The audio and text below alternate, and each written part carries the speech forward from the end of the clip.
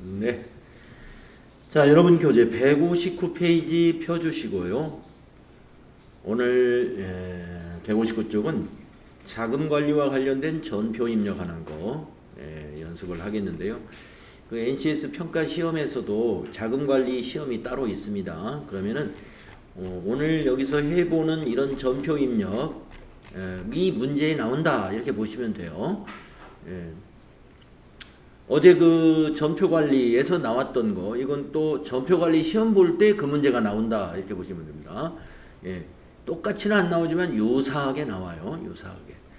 또 자금 관리에서 시험을 봅니다. 그러면 지금 우리 159페이지에서부터 설명이 나오는 이런 유형의 전표 입력 문제를 자금 관리에서 출제를 한다 이렇게 보면 됩니다. 자, 우리가 이제 자금에는 여러 가지 형태의 것이 있는데, 먼저 현금. 자, 현금을 관리하는 데는 말이죠. 현금이 매일같이 딱딱 금고에 있는 현금 잔고와 또 장부에 적힌 잔액이 매일같이 일치하느냐 하는 것들을 잘 확인해야 됩니다. 근데 되게 이제 그 불일치하는 경우가 있을 수 있어요. 이 불일치하는 경우에도 회계 처리를 해줘야 돼요. 그때 사용하는 계정 과목이 현금 과부족이라고 하는 임시 계정 과목이 되겠습니다. 현금 과부족은 재무상태표에는 나타나지 않아요. 왜냐하면 반드시 원인을 밝혀가지고 처리해야 될 비용이나 수익으로 잡아야 되는 거기 때문에 현금 과부족이 재무상태표에는 안 나타나지만 우리 회계 처리 과정에서는 나타날 수 있다 하는 것입니다. 왜 그런 건지 한번 읽어보시면, 현금의 수입과 지출이 있을 때 현금 출납장에 기록하고 매일 현금 시제 잔액을 확인하고 관리한다 말입니다. 장부를 관리하는 사람이. 그러나 계산이나 기록상 오류, 분실, 도난 등으로 현금 시제와 회계 장부의 잔액이 불일치하는 경우가 있을 수 있다. 그러니까 현금 시제 담당자, 금고 담당자는 돈을 어디다 지급을 했는데 이거를 전표를 자기가 넘겨주지 않아가지고 회계 장부에 반영이 안 됐다 이 말이에요. 그 돈은 나갔는데 아직 회계 장부에 현금이 대변에 기록이 안 됐으니까 어떻게 되겠어요? 당연히 모자라겠죠. 모자라겠죠. 자, 그런데 그러기 때문에 항상 우리가 즉각 전표 작성이나 이런 것들은 뒤로 미루지 말고 이제 즉각 하는 게 가장 바람직합니다. 이건 좀 오늘 오늘 좀 내가 빨리 퇴근을 해야 되니까 이거 내일 아침에 와서 해야지 하고 메모도 안 해놓고 그냥 퇴근했다가 그 다음날 아침에 와서는 까마득히 모르고 오전을 보내고 오후가 지나고 이러다 보면 하루 이틀 이렇게 지났는데 뭐 하루만 지나도 생각이 안 날 수가 있어요. 아, 내가 왜 이게 빠진 게 없는 것 같은데 까마득히 잊어버리는 수가 있습니다. 바로 우리가 이제 인간이기 때문에 항상 한계가 있죠. 정확하게 하려고 하지만. 그래서 어쩔 수 없이 불일치할 경우가 있습니다. 그러면은 그 원인이 이제 밝혀질 때까지, 생각이 날 때까지는 어떻게 해야 돼요? 뭔가 장부는 맞춰놔야 되겠죠. 그래서 현금 과부족 계정으로 대체하는 분계를 이렇게 해야 됩니다. 자, 장부상 현금 잔액이 작다. 장부상 현금 잔액이 작다는 말은 금고에 돈이 더 많다는 말이잖아요. 그러면 분명히 입금이 된 겁니다. 이건 입금이 된 거예요. 그러니까 장부를 고쳐야 돼요. 금고에 돈이 5만 원이 많다 해서 이거 5만 원 빨리 빼가지고 다른 데 써버리면 어떻게 되겠습니까? 안 되는 거죠. 돈은 거짓말을 안 해요. 장부가 뭔가 착오가 있는 거예요. 그렇기 때문에 금고에 있는 잔액에 장부를 맞춰야지 장부에 금고를 맞추면 안 됩니다. 그럼 반드시 나중에 오류가 발생하게 돼 있어요. 자, 그래서 실제 현금에 맞추는 겁니다. 항상 장부에 맞추는 것이 아니라 실제 현금 기준으로 장부를 고치는 것을 우리가 현금 과부족으로 정리를 해야 돼요. 그래서 어떻게 해야 되겠어요? 차변에 현금 잡아야 돼요. 5만 원 부족하면 차변에 현금 5만 원. 대변에 무슨 돈이 들어왔는지 알 수가 없어요. 그래서 대변에 현금 과부족 5만 원 이렇게 회계 처리를 해 둔다는 것입니다. 그런데 이게 무슨 돈이 들어왔는지 끝까지 생각이 안 나고 밝혀지지가 않았다면은 결산할 때는 재무상태표에 이 현금 과부족이 나타나면 안 된단 말이에요. 요 잔액이. 그래서 현금 과부족 반대쪽 차변에다가 5만 원 기록해 가지고 잔액을 제로로 만들어야 되는요. 그리고 대변에다 이걸 그냥 알 수 없는 이익이다 해서 차비익으로 수익을 잡아버리는 겁니다. 이렇게 되면은 현금 과부족은 대변에서 발생했다가 차변에 와서 그만큼 같은 금액이 기록이 됐기 때문에 잔액은 제로가 될 것이고 결국에 자산 증가 수익 발생으로 결산 때 반영이 되는 것이게 됩니다. 자, 그 밑에는 반대의 경우인데요. 장부가 더 많다. 이거는 돈이 어디로 사라진 거예요. 장부가 잔액이 더 많다는 것은 금고에서 돈이 어딘가 나갔는데 지금 그걸 밝혀내지 못하고 있는 겁니다. 그걸 우리가 현금 부족이라고 그러죠. 현금 부족할 때는 장부를 고쳐야 돼요. 장부를. 그렇기 때문에 대변의 현금이라고 기록을 해요. 근데 무슨 돈이 나갔는지 몰라요. 그래서 차변에 어떤 비용인지 모르니까 현금 과부족 이렇게 현금 과부족을 이때도 씁니다. 그 다음에 이것도 이제 그것이 식대로 나갔다든가 사장님이 접대비로 가지고 나갔다든가 이런 것이 나중에 밝혀졌어야 되는데 안 밝혀졌어요. 그러면은 잡손실로 처리하고요. 현금 과부족은 대변에 똑같이 기록을 해서 잔액을 제로로 하고 잡손실이라고 하는 영업의 비용 처리를 합니다. 네, 이렇게 정리를 하는 거예요.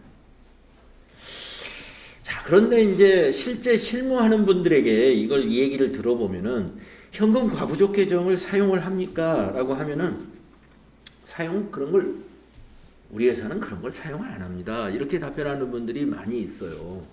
예. 그러니까 어떻게든지 그걸 찾아내야지. 그걸 현금 과부족을 세웠다가 또 나중에 정리를 하고 그러니까 한 2, 3일 동안 하루 이틀 만에 대개는 다 밝혀진다는 얘기입니다. 대부분은 다 밝혀진다. 안 밝혀지는 일이 있다면은 곤란하죠. 회사 내에서 돈이 자꾸 안 맞는 일이 발생을 했는데 그 원인이 끝까지 안 밝혀진다 그러면 일이 제대로 관리되고 있는 것이 아니라고 볼 수 있죠.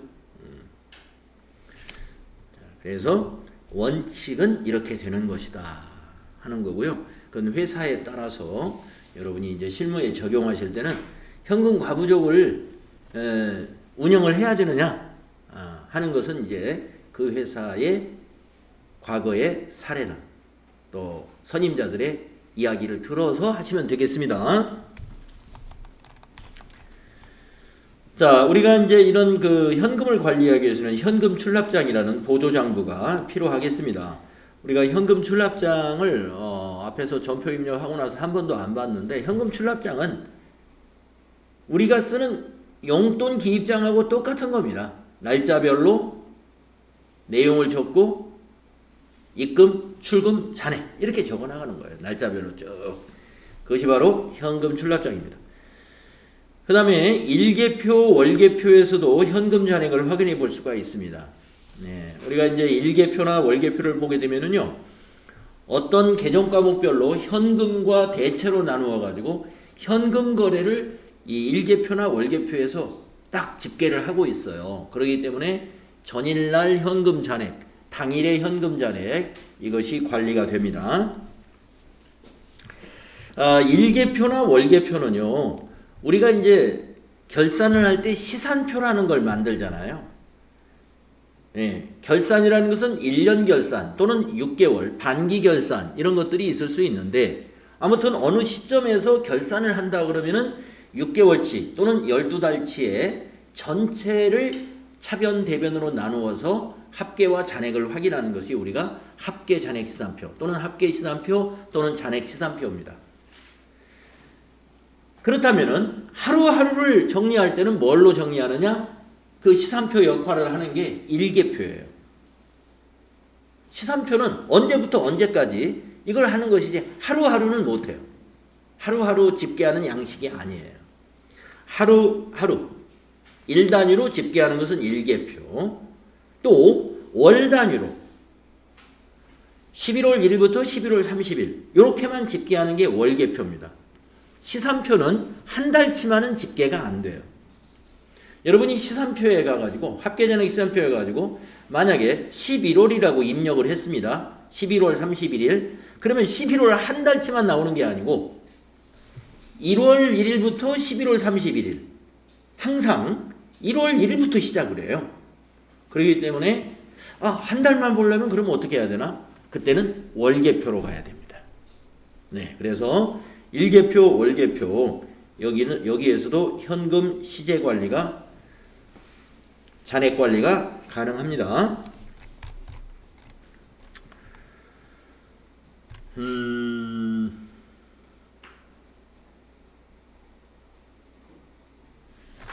다음 페이지 위에 I can 박스에 보니까 1번 동그라미 1번 한번 읽어봅시다. 매일 확인하는 현금 시제와 차변의 금일 잔고가 일치해야 한다. 네, 두 번째 차변 위치에 기록되어 있는 대체 현금으로 현금란에 표시된 금액은 현금 지출. 이게 지금 이걸 설명하는 거네요. 이 설명이 뭐냐면 요 일계표 보는 법을 설명한 거예요. 네. 일계표 보는 방법. 잠시 후에 일계표를 불러내 가지고 요거 보는 방법 같이 한번 해보도록 할게요.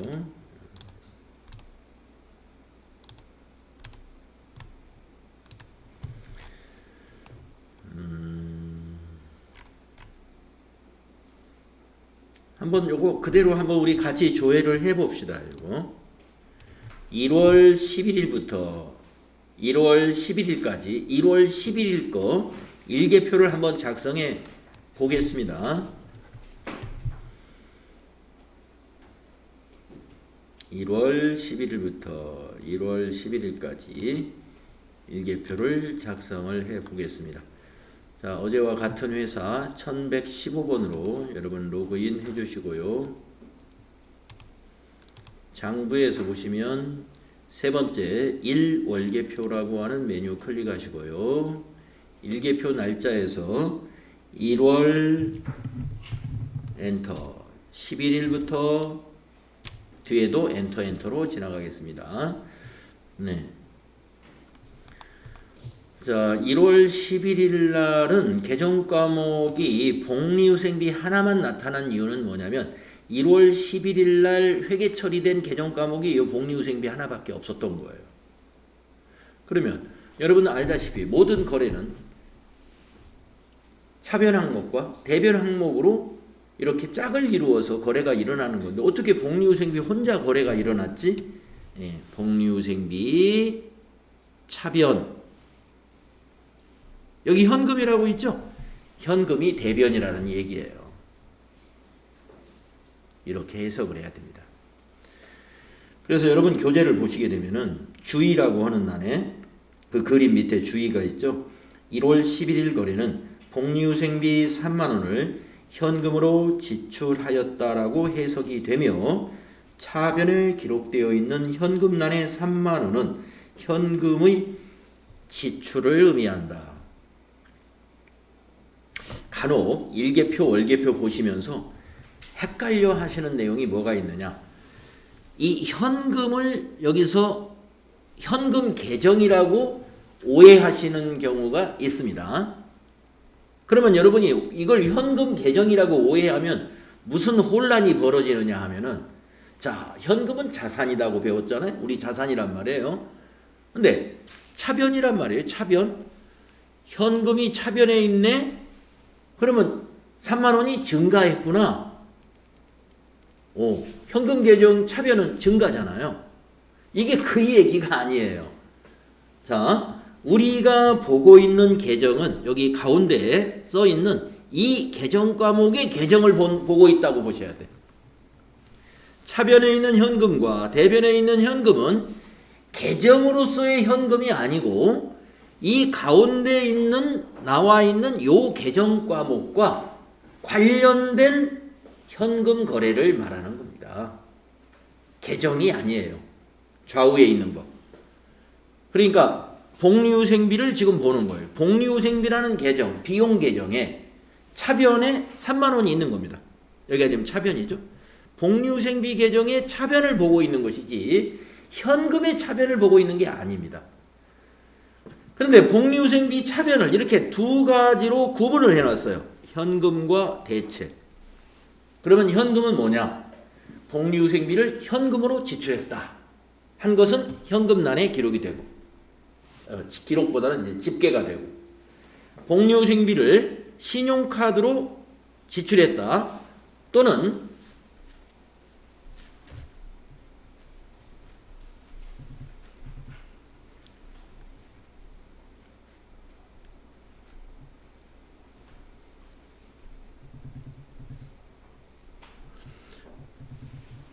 보통예금에서 계좌 이체를 했다 또는 당좌예금 즉 수표를 발행해서 복리후생비를 지급했다. 이러한 것들, 다시 말해서 현금이 아닌 다른 지급 방법으로 복리후생비라는 비용을 지출했을 때 그게 대체로 집계가 되는 거예요. 아시겠죠? 그래서 여기 이제 여러분 일계표나 월계표를 보실 때 좌측과 우측, 즉 차변과 대변에 있는 현금이라고 하는 것은 계정으로서 여러분이 보시면 안 되고, 계정은 요 가운데 있는 이 복리후생비, 이걸 계정으로 보셔야 돼. 예. 그 좌측 우측에 있는 그 현금은 현금 지출 또는 현금 수입을 의미하는 거예요. 현금 지출, 현금 수입. 그래서 이제 밑에 보시게 되면은 1월 11일 날의 일계표를 우리가 보고 있는데, 여기 이제 금일 잔고, 전일 잔고라는 게 있죠. 요 1,200만 원이 11월 11일 날 현재의 현금 잔액이었습니다. 1,280만 원이. 그런데 3만 원을 지출했잖아요. 그래서 여기 금일 잔고 1,277만 원이 11일 날에 현금 잔고가 됐다. 이런 얘기입니다. 이런 식으로 여러분이 월계표 보시면 돼요. 아니요, 일계표 보시면 돼요. 다음은 그 밑에 있는 그림, 월계표를 한번 보도록 하겠는데요. 밑에 있는 그림을 보면은 1월부터 1월까지의 월계표를 작성해 보자. 그러면 여러분이 이 월계표 탭을 눌러가지고 여기다 1 그리고 뒤에다가도 1 이렇게 입력하시면 돼요. 한번 입력해 볼까요? 자, 월계표 눌러서 앞에도 1, 뒤에도 1. 그러면 이건 1월부터 1월. 그러니까 월계표는 1월부터 1월도 작성할 수가 있고 1월부터 2월도 작성할 수 있고 2월부터 3월도 작성할 수가 있고, 예, 기간을 내가 시작월과 끝월을 내 마음대로 지정할 수가 있어요. 월계표가. 그런 것이 시산표하고 다른 겁니다. 근데 시산표는 시작 날짜는 내가 입력 안 해요. 항상 끝 날짜만 입력을 해. 언제나 1월 1일부터 하는 거니까. 시산표는. 예. 달라요. 그러니까 용도가 다르다 이거죠. 자, 1월 전체입니다. 자, 가운데 개념 과목이 있어요. 외상매출금 거래가 있었는데 대변에 현금란에 기록이 되어 있습니다. 그러면 여러분은 지금 외상매출금 계정을 보고 있는 거예요. 자, 외상매출금이 자산입니다. 이게 자산이죠. 자산은 차변에서 증가하고 대변에서 감소하는 것이죠. 그러면 외상매출금이 어떻게 됐어요? 감소했습니다. 외상매출금은 감소하면 좋은 거예요. 예. 감소했다는 건 뭐냐면 돈을 받아냈다는 겁니다. 외상 대금이 들어와야 그게 외상 매출금이 감소한 거니까 좋은 현상이죠. 예. 채권이 현금으로 들어왔으니까 그것이 현금으로 들어왔다 이거예요. 현금으로. 예.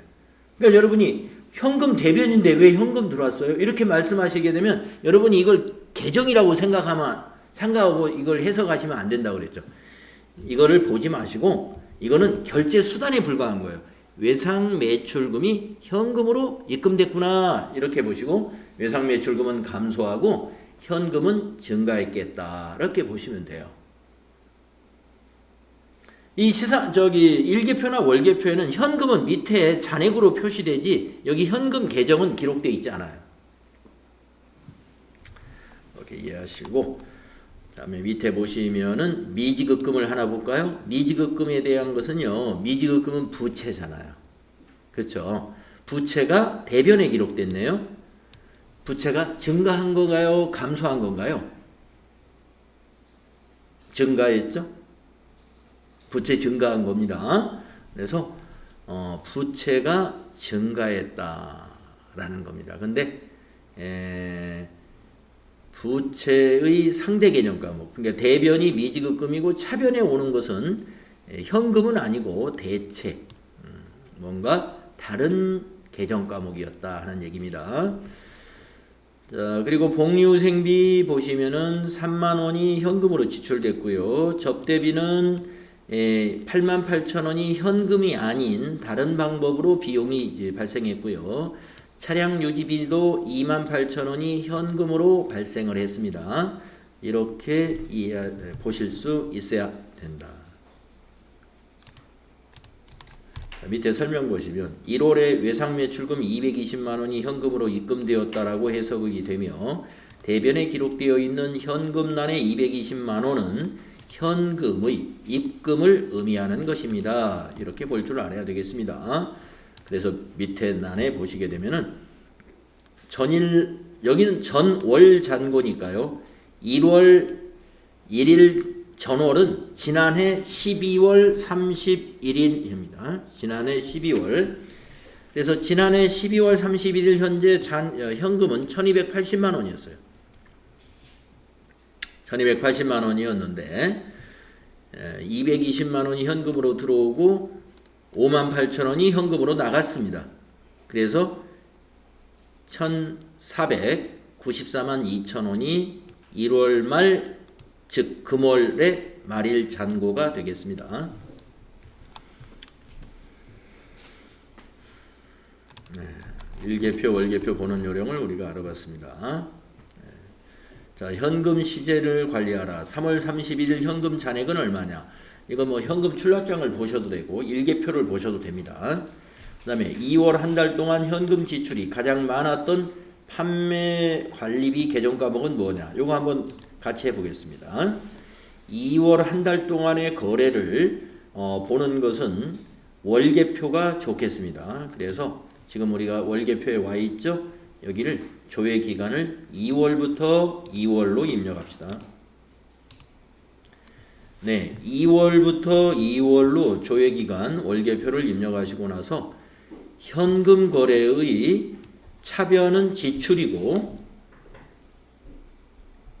대변은 수입이잖아요.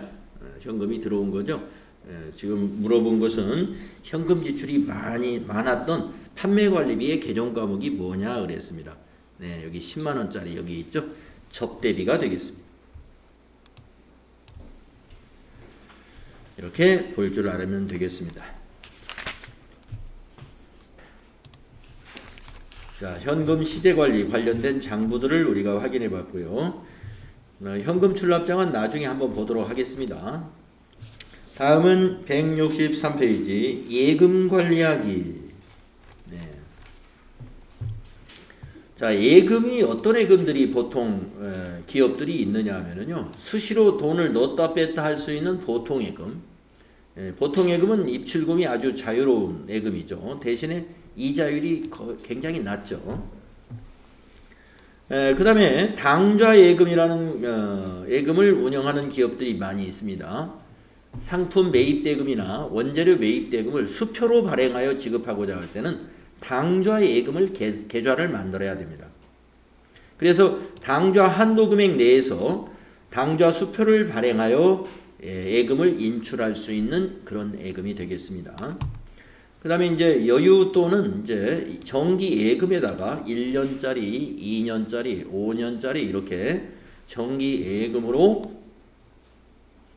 돈을 묶어두는 경우도 있죠. 정기 예금은 일정 금액을 한꺼번에 예금하고 기간 만료에 원금과 이자를 받는 그런 좀 약간 투자적인 그런 예금 방법이 되겠습니다. 시험에서도 보통 시험에서 예금과 관련된 개정 과목은 보통 예금, 당좌 예금이 가장 많이 나오는 편이고요. 가끔 정기 예금 또는 정기적금이라는 개정 과목도 가끔은 나옵니다.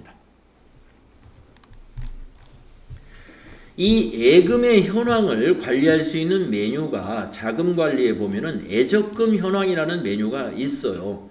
그러면 예적금 현황이라는 게 뭐냐 하면은 우리가 이제 그 첫 번째 날 실습을 할 때 여러분들 기억나시겠지만 거래처 등록했지 않습니까? 거래처 등록하실 때 금융이라는 거래처 등록했잖아요. 우리 회사가 계좌를 트면 무조건 금융거래처로 다 등록을 해두게 됩니다. 그러면 계좌를 열었다는 얘기는 거기다 단 10원이라도 입금을 해놨다는 얘기죠. 그렇기 때문에 그 현황, 예적금 현황에 가면은 여기 금융이라고 금융 탭에 입력해 놓은 각 은행별 계좌별 잔액을 계좌번호별로 볼 수 있는 것이 예적금 현황이라고 하는 메뉴입니다.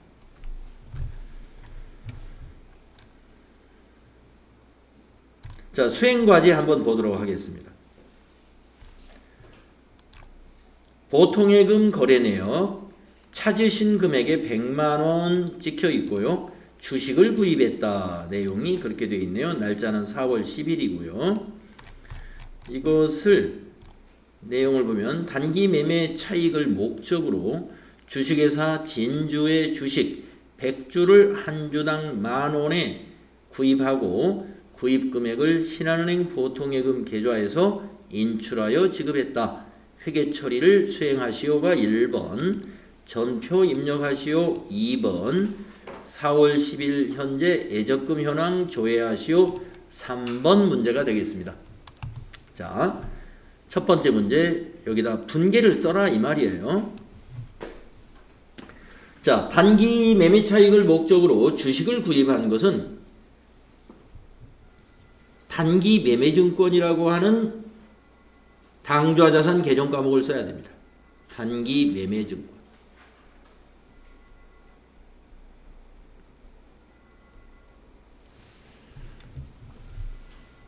그래서 차변의 단기 매매증권 한 주당 만원씩 100주를 샀으니까 100만원이 되겠네요.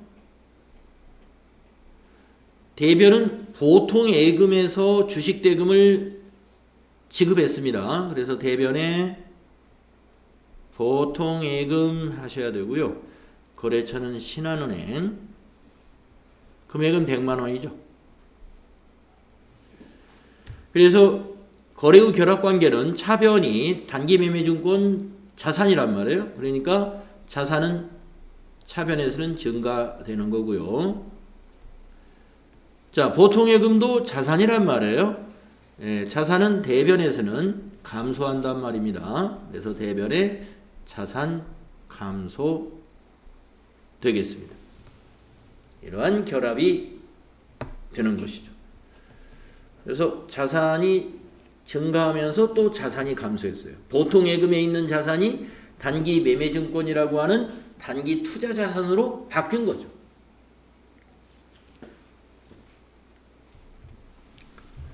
자, 그러면 전표 입력하겠습니다. 자, 4월 10일 날짜 일반 전표에다 입력하면 됩니다. 일반 전표 입력하셔가지고 4월 10일 입력하신 다음에 3번 차변에 단기 매매증권 107번이네요. 거래처는 생략하시고 적요에다가 이렇게 써주시면 돼요. 이 코드로 쓰는 것보다 적요에다가 주식회사 진주 한 칸 띄우고 백주 곱하기는 여기 그 곱하기 표시 이거 쓰면 돼요. 백주 곱하기 10,000원. 이런 식으로 이 단기 매매 증권 주식 같은 거 샀을 때는 저교에 이런 내용을 이렇게 살려서 넣어주시면 충분합니다. 어느 회사 주식인지 주식회사 진주 백주 곱하기 10,000원 이런 식으로 저교를 달아주시면 되고요. 차변에다가 100만원 입력하시고 엔터. 4번 대변이 103번 보통예금입니다. 이제 보통예금은 여러분 이제 103번 103 이게 코드로 바로 입력해 버리세요. 검색하지 마시고. 그리고 거래처를 꼭 그 코드란에다 입력해야 됩니다. 신한은행 코드가 나타나도록. 저교는 위에 거 엔터로 복사하시면 됩니다. 그리고 대별에 100만원. 주식 구입과 관련된 저교는 이렇게 입력해 주시면 됩니다.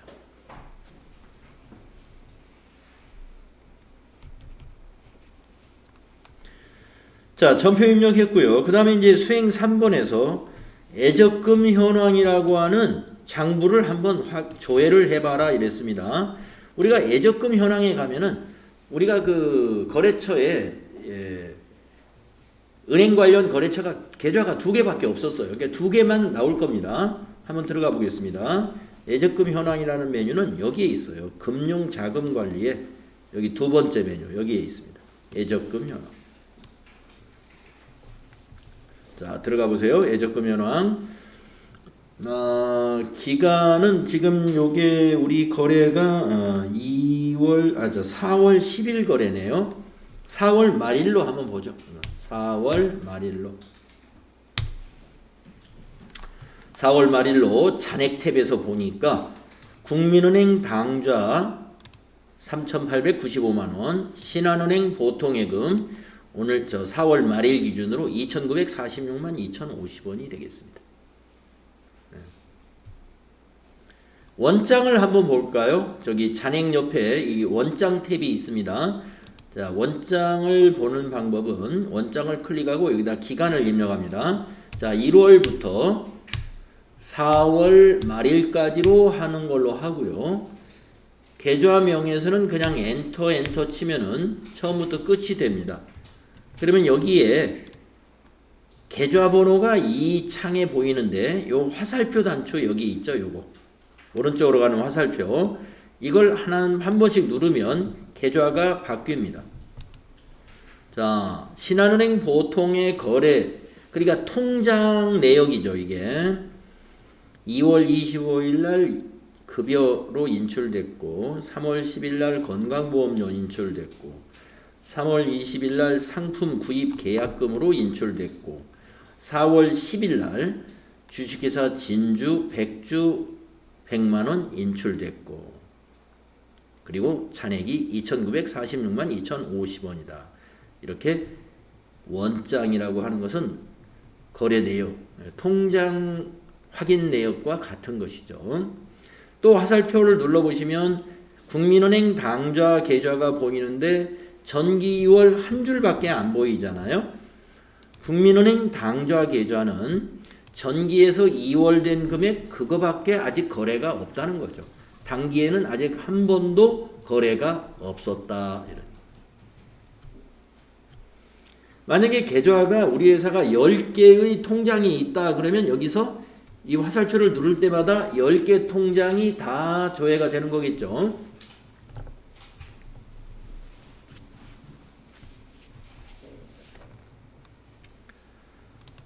네, 애적금 현황을 우리가 조회하는 잔액과 원장을 조회하는 방법 아시게 되었습니다.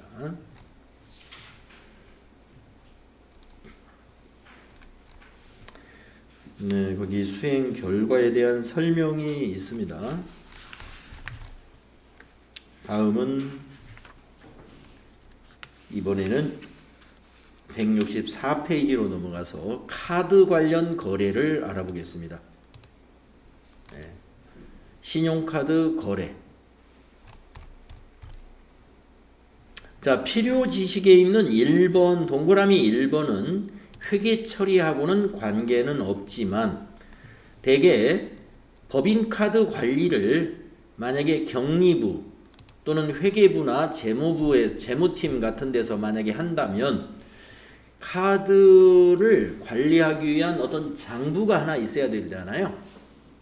카드는 언제 발급받았고 카드 번호는 몇 번이고 유효기간이 언제고 카드 사용 한도가 얼마로 설정되어 있고 하는 이 법인카드 관리대장 이런 장부를 카드 관리하는 부서에서는 하나 비치해서 관리해야 되겠습니다. 뭐 회계 처리하고는 관련은 없어요. 참고하시면 되겠고, 그러면 동그라미 2번에서 카드 거래 관련 회계 처리를 한번 살펴보겠습니다. 이미 여러분들 이론 공부를 하시면서 이 카드 관련 회계 처리를 연습이 좀 된 부분들이 있어요. 그걸 한번 기억을 다시 한번 떠올리면서 내용을 보겠습니다. 자, 매출의 경우를 한번 보자. 자, 카드 거래에서 매출이라는 건 뭘까요? 고객이, 즉 거래처가 상품을 사갔는데 카드로 결제했다 이 말이에요. 그게 카드 매출이 되겠습니다. 또 카드로 상품만 파는 것이 아니라 가령 우리가 사용하던 공기청정기가 있는데 공기청정기가 우리 사무실에 안 맞아가지고 이걸 처분하고 새로운 공기청정기를 사기로 했습니다. 그래가지고 공기청정기를 내다 팔았어요. 근데 사가는 사람이 카드로 사갔어요. 네, 상품을 카드로 판매하는 경우하고 사용하던 비품이나 차량을 카드로 처분하는 경우하고 계정 과목이 다릅니다. 요거 한번 보세요. 자, 상품 매출 시 카드 거래. 차변의 외상 매출금 이렇게 잡아요. 이때 외상 매출금의 거래처는 카드사가 되는 거예요. 외상 매출금의 거래처가 카드사가 됩니다. 우리 상품 사간 회사를 거래처로 하면 안 돼요. 왜냐? 우리 상품을 사간 회사는 결제가 끝난 거고 우리는 만약에 우리 상품을 사간 회사가 삼성카드로 결제를 해주고 갔다면은 우리는 돈을 삼성카드에서 받아야 되는 거죠. 그러니까 외상매출금 거래처가 삼성카드인 거예요. 카드 판매는 거래처가 항상 카드사입니다. 실제로 물건 판매한 그 거래처가 아니에요. 그리고 대변은 상품 매출, 수익 발생이죠. 대변의 상품 하면은 자산 감소입니다. 여러분, 상품과 상품 매출은 성격이 다른 개념 과목입니다. 같은 개념 과목이 아닙니다. 상품 매출은 수익 개념 과목이에요. 영업 수익. 상품은 재고 자산이에요. 자산. 그러니까 대변의 상품 매출 이렇게 회계 처리하는 것은 수익을 발생시킨 거고요. 대변의 상품 이거는 자산을 감소시킨 겁니다. 그래서 상품을 판매했을 때는 대변의 상품 하지 마시고 상품 매출, 수익으로 회계 처리하세요. 그러면 아니 상품을 팔았으니까 상품이 창고에서 아니면 매장에서 없어졌으니까 자산도 감소했잖아요. 자산도 감소했어요. 그럼 그 자산 감소 처리는 도대체 언제 하느냐? 결산 때 하게 됩니다. 한꺼번에 할 거예요. 회계 기간 동안에 판매된 모든 상품을 한꺼번에 결산 때 대변의 상품 그리고 차변의 이것이 매출 원가가 되는 겁니다. 여기 상품 매출은 뭐가 포함되어 있어요? 이익금이 포함된 거예요. 원가에다가 우리가 상품을 10,000원에 사가지고 10,000원에 파는 회사는 없잖아요. 그렇게 뭐 어쩔 수 없이 그렇게 손해보고 팔 수도 있겠지만 일반적으로는 10,000원에 사다가 18,000원이나 15,000원 이렇게 받아야 그게 이제 사업이라고 할 수 있는 거 아니겠어요? 그러니까 대변의 상품 매출은 원가에다가 이익이 포함된 것이에요. 그래서 상품 매출은 수익으로 정리되는 거고, 대변의 상품 이렇게 기록할 때는 원가를 기록하는 거예요. 사온 가격. 그것이 뭐 어디로 가요? 나중에 매출 원가로 가야죠. 그래야 손익계산서에 상품 매출 밑에 매출 원가 얼마, 이게 대응이 되겠습니다. 자, 그 다음에 그 밑에 걸 보겠습니다. 이번에는 상품 외의 것을 매각할 때 카드로 거래를 했다 이거예요. 그래서 제가 아까 공기청정기 얘기했는데 비품입니다. 비품. 공기청정기를 만약에 우리 회사에, 우리 사무실에 안 맞아가지고 처분했다면 대변의 비품을 상품 매출이라고 할 수 있나요? 아닙니다. 재고자산 상품을 파는 것이 수익 상품 매출이지 비품은 매출이라고 표현 안 해요. 비품은 처분했다 이렇게 합니다. 우리가 비품은 판매하려고 사놓은 것이 아닙니다. 우리가 사용하려고 사놓은 거예요. 그래서 우리가 유형자산의 비품이라고 하는 거예요. 그러면 만약에 그게 필요 없어져 가지고 팔았다면 그것을 비품을 매출했다? 말이 안 되죠. 비품을 처분했다, 매각했다 이렇게 표현을 합니다. 즉 비품 처분한 거예요. 그래서 이거는 대변의 바로 자산 감소 비품. 대변의 비품. 자, 그런데 이 우리 공기청정기를 사간 회사가 현금을 준 게 아니라 카드로 사갔어요. 미수금. 외상매출금도 채권이요, 미수금도 채권이지만 외상매출금은 우리가 매출채권으로 분류하고요, 미수금은 일반 채권이라고 하는 겁니다. 성격이 달라요. 일반 채권. 그래서 우리가 비품을 처분함으로써 받아야 될 돈이 발생한 것은 일반적인 채권이에요. 그래서 개정 과목을 구분하는 겁니다. 외상매출금하고 구분해서 미수금, 거래처는 이것도 카드사가 거래처가 되는 거예요. 우리 공기청정기 사간 회사를 미수금의 거래처로 기록하면 안 되고, 비품을 사갈 때 현대카드로 사갔다면은, 그 사람이 현대카드로 결제를 해줬다면은 우리는 미수금 현대카드 이렇게 해서 현대카드사에서 돈을 받아야 되는 거예요. 네, 카드 거래가 이렇게 정리가 되는 겁니다. 다음은 매입의 경우를 한번 보세요. 매입의 경우. 카드로 매입했다. 이것도 상품을 매입했을 때와 비품 같은 걸 매입했을 때가 다릅니다. 자, 우리 회사가 상품을 우리 회사 법인카드로 사왔어요. 그러면 차변에는 이제 재고자산 증가, 자산 증가 상품이에요. 근데 대변에 외상매입금, 거래처는 이것도 카드사. 외상매입금의 거래처는 카드사로 써야 돼요. 우리 법인카드가 만약에 신한카드였다라고 하면은 외상매입금의 거래처가 신한카드가 되는 거예요. 상품이기 때문에 외상매입금이라고 합니다. 자, 그런데 그 밑에 보시면, 자, 사무실에서 사용하던 공기청정기 아까 매각을 했고, 우리 사무실에 맞는 새로운 공기청정기를 이제 샀습니다. 그런데 법인카드로 샀어요. 그러면 차변에 비품이라는 유형자산 증가합니다. 대변은 미지급금, 거래처는 카드사.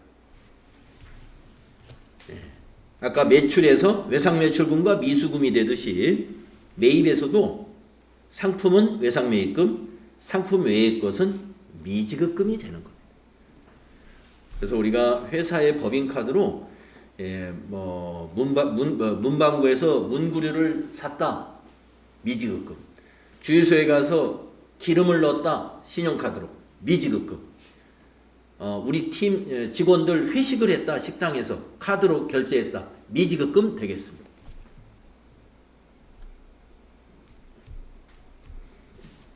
네, 카드 관련 회계 처리 이렇게 네 가지 유형을 여러분이 기억을 해주시고요. 수행 과제 한번 해보도록 하겠습니다. 자, 첫 번째 수행 과제 신용카드를 사용했는데요. 신용카드를 보시게 되면은 이렇게 부가세가 별도로 있는 신용카드 영수증들이 많이 있습니다. 그러면 이제 어제도 제가 전표 관리 연습을 할 때 이 부가세 쪽을 이제 체크를 해 드렸는데, 자, 왜 부가세가 있는데 일반 전표를 연습하는 문제로 이게 실습 문제로 나왔을까 보니까 매출거래처 직원과 식사를 했다는 신용카드 영수증입니다. 이것을 우리는 접대비라고 하지 않습니까? 접대비 관련 매입세액은 공제를 못 받습니다. 공제 못 받는 것은 일반 전표에 넣어야 돼요. 부가세 신고 때 이걸 매입 매출 전표에 넣어가지고 이거 공제를 받으면 잘못한 거예요. 나중에 이것이 밝혀지게 되면은 요 3만 원보다 더 많은 돈을 물어내야 됩니다. 그러니까 매입세액 공제 못 받는 것은 우리가 알아서 이건 공제 안 받겠다 하고 일반 전표에 33만 원을 모두 접대비로 비용 처리해 주면 됩니다. 자, 밑에 회계 처리 한번 해볼까요? 자, CT카드로 결제했습니다. 자, 밑에 회계 처리. 비용 발생, 차변이죠? 접대비. 접대비 비용 발생입니다. 대변, 카드로 결제했죠? 미지급금. 이때 미지급금의 거래처는 카드사인 CT카드가 되는 겁니다.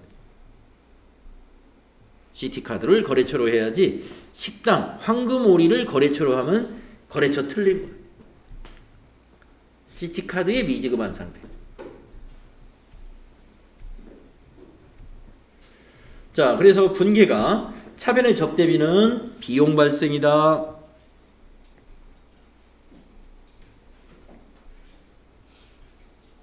대변의 미지급금은 부채 뭐예요? 증가다. 이 결합관계 여러분 이제 이해가 좀씩 되고 있죠? 매우 중요합니다. 분계를 할 줄 알면서도 결합관계를 얘기할 수 없다 하면은 이건 분계를 제대로 알고 있는 게 아닙니다. 우리가 분계를 제대로 알고자 지금 자꾸 결합관계를 정리를 하는 거예요. 그 거래의 8요소 말하는 겁니다. 거래의 8요소 또는 10요소.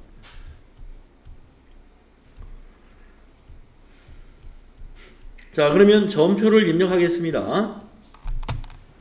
5월 2일 여기 거래 날짜가 증빙에 있습니다. 자, 일반 전표 입력 날짜를 5월 2일로 바꿔주시고 차변 3번이네요. 차변의 접대비 813번 사용하시고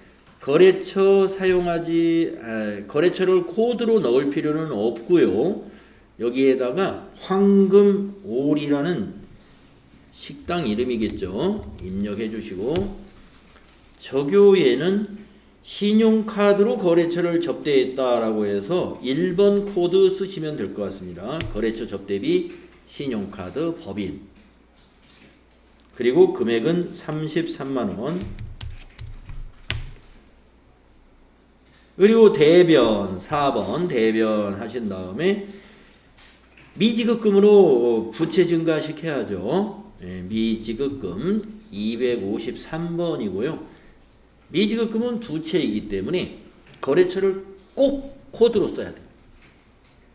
그래서 황금오리로 하면 안 된다 그랬죠. CT 카드사가 거래처가 돼요.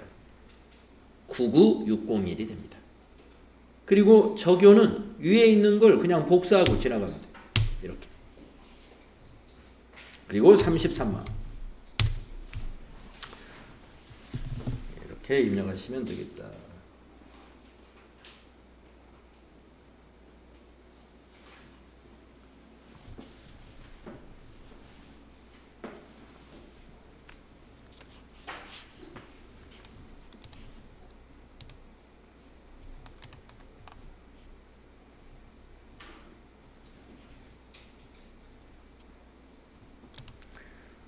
다음 자 그러면은요 좀 쉬었다가 네 다음 시간 이어서 할게요. 그 2번부터는 다음 시간에 하도록 하겠습니다.